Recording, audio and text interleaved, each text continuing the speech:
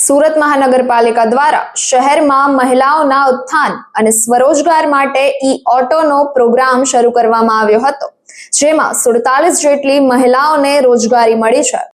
બીજી તરફ શહેરમાં દોડતી બીઆરટીએસ બસમાં પણ ફક્ત મહિલાઓ મુસાફરી કરી શકે તે ઉદ્દેશથી પિંક બસ દોડાવવાનો નિર્ણય કરવામાં આવ્યો હતો।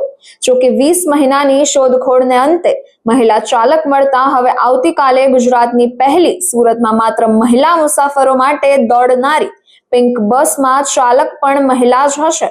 શહેરમાં માત્ર ટ્રાન્સપોર્ટેશન પર સુરત મહાનગરપાલિકા દ્વારા વિશેષ ધ્યાન કેન્દ્રિત કરવામાં આવ્યું છે, જેમાં ખાસ કરીને પ્રદૂષણ અટકાવવા માટે શહેરના તમામ બીઆરટીએસ રૂટ પર ઈ-બસો દોડાવવામાં આવી રહી છે।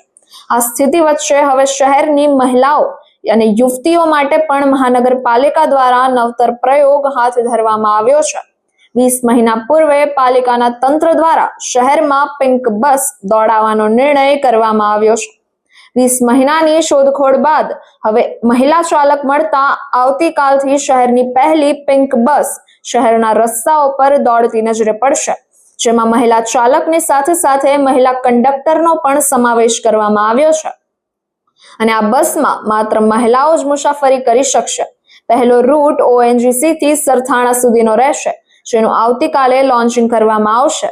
સુરતમાં 1 વર્ષ અગાઉ મહાનગરપાલિકા દ્વારા મહિલા સશક્તિકરણના ભાગરૂપે પિંક ઓટોના પાયલોટ પ્રોજેક્ટ શરૂ કર્યો હતો, જેમાં 47 મહિલાઓને રોજગારી મળી રહે તે ઉદ્દેશ્ય સાથે પિંક ઓટો શહેરના રસ્તાઓ પર દોડતી થઈ હતી।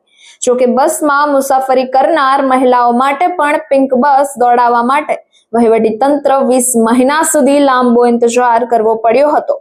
20 મહિનાની શોધખોળને બાદ અંતે ઇન્દોરમાં રહેતી અને બસ ચાલક તરીકે ફરજ બજાવતી મહિલાની નિમણૂક કરવામાં આવી હતી।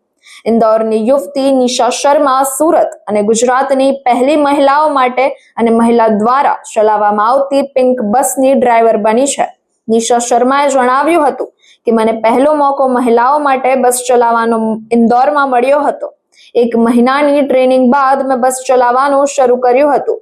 મને બસ ચલાવવાનો 4 વર્ષનો અનુભવ છે અને હવે ગુજરાત અને સુરતમાં બસ ચલાવવાનો પહેલો મોકો મને મળ્યો છે। વધુ સમાચાર માટે જોતા રહો ભારત ટાઈમ્સ ન્યૂઝ।